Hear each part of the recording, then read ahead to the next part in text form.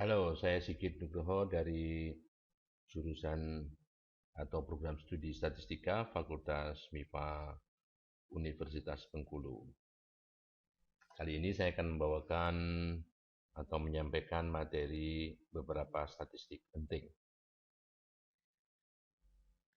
Yang dimaksud statistik penting di sini, pertama kali kita bicara ini statistik atau eh, yang berhubungan dengan satu variabel atau univariate statistik ya. Bahwa data itu umumnya memiliki karakteristik-karakteristik yang dicirikan dengan beberapa ukuran. Nah, ukuran pertama dari sebuah data itu yang kita sebut dengan ukuran pemusatan. Sedangkan ukuran yang kedua adalah ukuran penyebaran. Yang dimaksud ukuran pemusatan di sini adalah mencerminkan di mana data tersebut mengumpul, ya pusat dari pengumpulan data itu. Bukan pusat dalam artian apa namanya letter luck pusat titik tengah bukan, tapi di mana data tersebut mengumpul, ya itu ukuran pusatan. Ada beberapa ukuran pusatan yang akan saya sampaikan di sini. Yang pertama adalah rata-rata dari sampel itu, kemudian yang kedua modus, yang ketiga median, ya. Oke, itu beberapa ukuran pusatan, sedangkan ukuran penyebaran yang akan saya sampaikan adalah tidak lain adalah varian dan tanda deviasi. Jadi dengan mengetahui ukuran pusatan, kita dapat menggunakan informasi ini untuk setidaknya meminimalkan risiko dalam pengambilan keputusan. Jadi sudah saya sampaikan yang termasuk ukuran pemusatan di antaranya adalah rata-rata atau sering disebut dengan mean. Kalau dalam Excel itu average, modus atau mode, dan median. Ya. Dan nanti akan kita bicarakan di sini adalah beberapa ukuran pemusatan, ukuran penyebaran yang ada, diantaranya adalah ragam atau varian, simpangan baku atau standar deviasi, dan jangkauan atau ring. Oke. Pertama, perihal rata-rata. Nah, untuk data kasar itu data yang belum diproses, yang diperoleh dari lapangan, atau terminologi lainnya adalah data yang belum dikelompokkan. Nah, jadi kalau kita punya N data, maka rata-rata tersebut adalah data tersebut dijumlahkan keseluruhan ke N data tersebut, hasilnya berapa, yang dinotasikan di sini ya. Setelah itu dibagi dengan N, itu yang disebut dengan rata-rata. Ya, rata-rata contoh. Sedangkan apabila data itu sudah dikelompokkan, nah dikelompokkan, misalnya ada K kelompok. Nah, kelompok pertama itu diwakili oleh X1, banyaknya kelompok pertama F1. Kelompok kedua X2, banyaknya ini F ini frekuensi, F2 dan seterusnya ya. Nah, sampai ke kelompok data ke K diwakili oleh XK kali frekuensinya berapa. Ya. Yang ini sebetulnya adalah total. Ya. Total pengamatan sama saja ya. Nah, kemudian N-nya, banyaknya sampel itu adalah total frekuensi. F1, F2 sampai FK. Ya, jadi N di sini digantikan dengan ini. Ya. Ingat ya, ini sampai N. Ini hanya sampai K. K itu banyaknya kelompok. Sedang ini adalah banyaknya data keseluruhan. Nah, apabila X1, X2, XK ini adalah nilai real yang sebenarnya, bukan nilai yang mewakili tanda petik dalam sebuah interval, maka baik rata-rata yang dicari dengan menggunakan rumus di atas dan di bawah ini sama.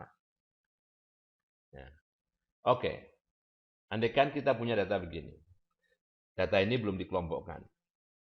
Kalau ditanya berapa rata-ratanya, berapa statistik deskriptif yang berkaitan dengan ukuran pemusatan yang namanya rata-rata. kita mesti jumlahkan dulu. Ya. Kita mesti jumlahkan dulu 5 tambah 2, tambah dan seterusnya sampai yang terakhir 9. Karena banyaknya data ini adalah 5 kali 6, ini bagi 30. Nah, jadi semua ini dijumlahkan, ada 159, kemudian dibagi 30, 5,3. Baik. Mungkin kita bisa lihat Excel-nya begini. Ini data tadi Excel-nya. Nah, dalam Excel jumlah itu sama dengan sum. Nah, sebentar. Untuk memudahkan pembicaraan, mungkin kita berbicara apa yang namanya array. Oke, array itu adalah persegi panjang seperti ini. Jadi persegi panjang seperti ini atau matriks seperti ini. Kemudian kita beri nama array ini untuk memudahkan. Oke, saya sebut saja misalnya dataku. Pemberian namanya di sini ya, pemberian namanya di sini dataku. Oke, terus enter. Nah, jumlah itu sama dengan sum. Sum dataku. Ya. Yang kita jumlahkan adalah elemen-elemen yang ada pada array dataku. Sum dataku. 159. Jadi ini benar 159. Nah, oke. Banyaknya data itu count dataku, ya. Count dataku. 30 ya. Nah, kemudian kalau kita bagi 150 dibagi 30 sama dengan 5,3 yang akan menghasilkan 5,3 di sini. Baik, kita lanjutkan. Oke. Kemudian, apabila kita punya rata-rata dari data yang dikelompokkan. Nah, ini kita menganggap data beberapa publikasi dari beberapa kantor sering menyajikan seperti ini. Nih, ini ada kelas interval dari 34,5 sampai 42,5. Nah, sebaiknya data-data yang bilangan bulat, maka kelas-kelasnya dibikin seperti ini. Ya, seperti ini. Setengah dari satuan bilangan bulat terkecil yaitu 1. Jadi pakai tengahan seperti ini. Ya. Nah, ini artinya sebetulnya ada data yang letaknya di antara 34,5 sampai 42,5. Berapa aslinya nggak tahu. Yang jelas di sini ada 2. Ada 2 ya. Di antara 42,5 sampai 50,5 ada 5 dan sebagainya. Sampai yang terakhir di antara 74,5 sampai 82,5 itu ada 2. Ya. Interval-interval ini kebetulan sama lebarnya. Ini lebarnya 8. Jadi kalau ini dikurangin 8. Semua kalau dikurang 8. Lebarnya sama ya. Oke. Nah, untuk itu kita perlu nilai yang mewakili ini yang saya maksud dengan di sini tadi ya. Kalau data dikelompokkan. Nah, ini nilai yang mewakili ini X1 ini adalah titik tengahnya. Titik tengah dari masing-masing ini. Titik tengahnya ya ini dibagi 2. Jumlahkan bagi 2, 38,5 ya. Jadi seolah-olah 38,5 ini adalah nilai yang mewakili di sini. Ada 2 nilai 38,5. Ada 46,5 sebanyak 5. Ada 54,5 sebanyak 17 data di sini dan seterusnya. Nah, oleh karenanya ini kita kalikan. 2 kali 38,5, 77, 5 kali 46,5 dan sebagainya. Setelah selesai semua ini jumlahin. Jumlahnya 3598. Nah, total frekuensinya 60. Nah, kalau kita bagi nilainya 59,96. Nah, ini rata-rata dari data yang dikelompokkan seperti ini. Jadi berapa nilai yang digunakan untuk mewakili angka-angka di sini 38,5 ya. Ada berapa data di sini? 2.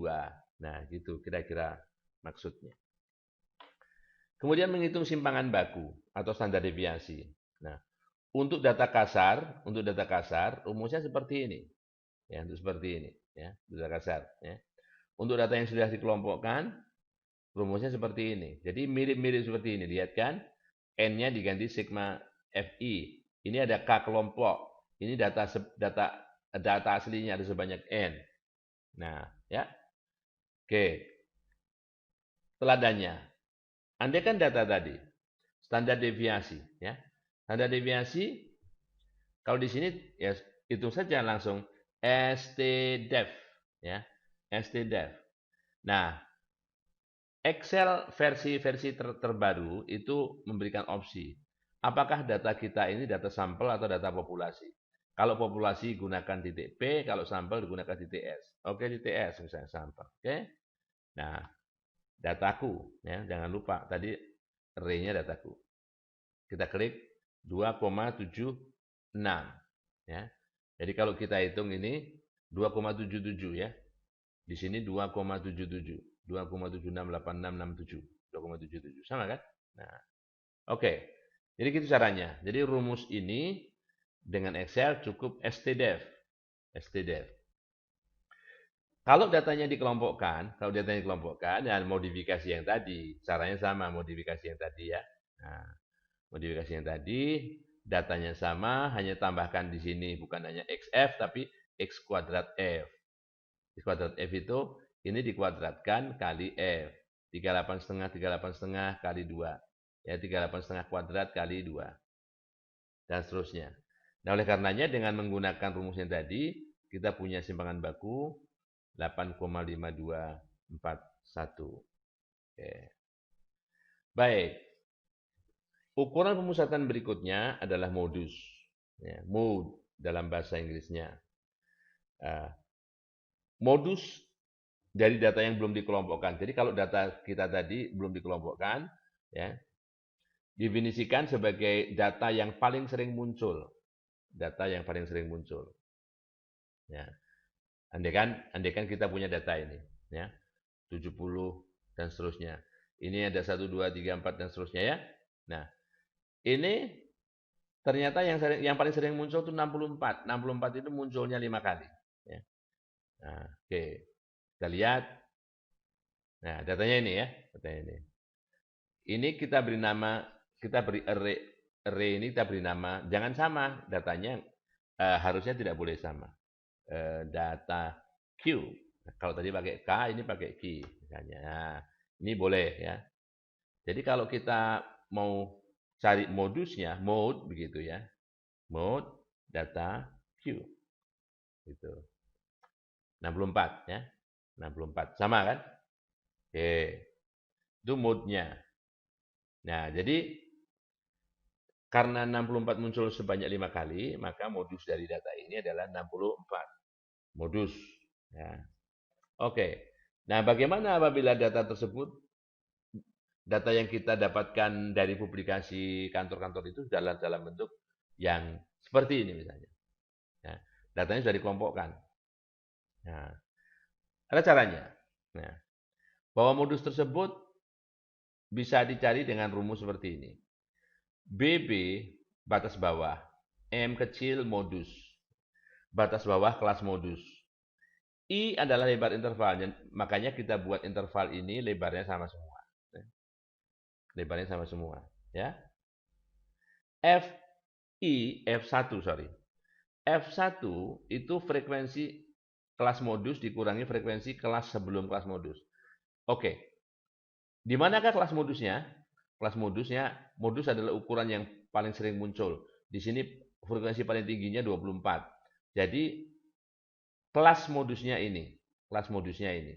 Batas bawahnya 58,5, ya, 58,5. Terus lebar intervalnya 8, ya. Batas bawah kelas modus, F1 kelas modus dikurangi kelas modus sebelumnya, 24 kurangi 17. Sedangkan F2 24 kurangi 10, sama-sama dikurang ini, ya. Ya, oke. Nah, nilainya kemudian baru kita hitung 61,167. Itu mencari modus dalam sebuah perhitungan seperti ini. Oke? Nah, baik. Median. Tadi ada modus sudah median, ya. Nah, dengan data yang sama, mediannya berapa? Oke? Median itu kalau dari data yang belum dikelompokkan itu ini, ya. Ini statistik tataan. Kalau datanya genap, itu urutan misalnya kalau N-nya 60, urutan ke-30, data setelah diurutkan, ditambah urutan ke-31, dibagi 2. Tapi kalau datanya ganjil, misalnya datanya 59, 59 plus 1, 60 per 2, 30. Jadi data ke 60. Gitu ya. Oke.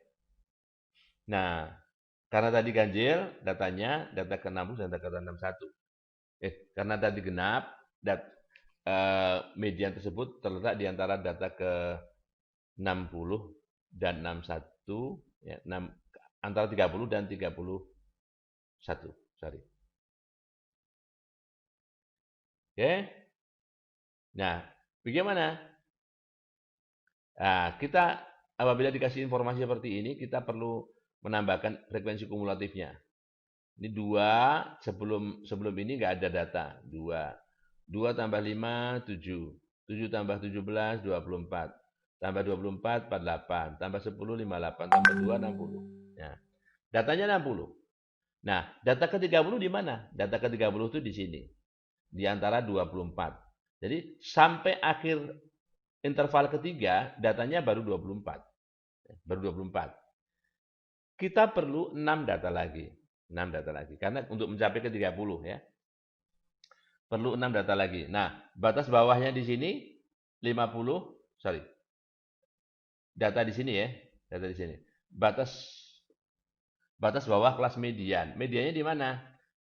Angka ke-30 itu di sini nah. Karena saya di sini baru ke 24 ya. 30 di sini. Batas bawah kelas mediannya 58,5. Kebetulan sama dengan batas bawah kelas modus ya. Hanya rumusnya agak beda. Ini 8, ini N per 2. Banyaknya data dibagi 2, 30. Dikurangi frekuensi kelas modus. Ya, kelas median, sorry. Frekuensi kelas median. Frekuensi kumulatif sebelum kelas median. Kumulatifnya sebelum kelas median 24. Ya, kira-kira logikanya ini baru sampai 24 nih. Untuk mencapai 30 perlu 6 lagi. Nah, perlu 6 lagi. Dari berapa? Dari 24 yang ada. Bedakan 24 ini dari sini, 24 ini dari sini. Nah, ketemulah ketemulah nilai median dari data yang sudah dikelompokkan itu 60,5.